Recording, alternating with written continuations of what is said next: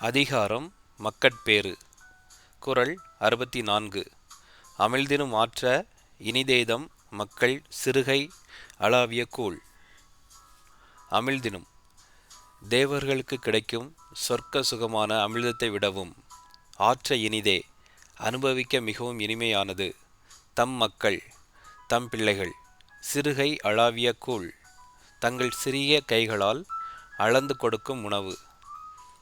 அன்பின் மதிப்பு. பிள்ளை கொடுக்கும் சின்ன சின்ன அன்பான செய்கைகள் பெற்றோருக்கு உலகின் எல்லா மகிழ்ச்சிக்கும் மேலானது.